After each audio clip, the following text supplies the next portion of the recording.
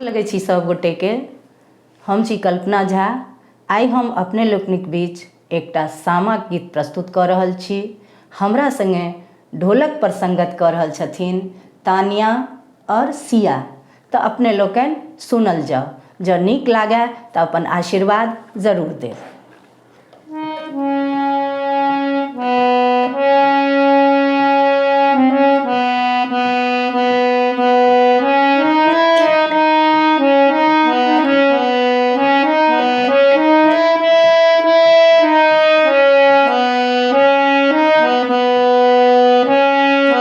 सामा खेल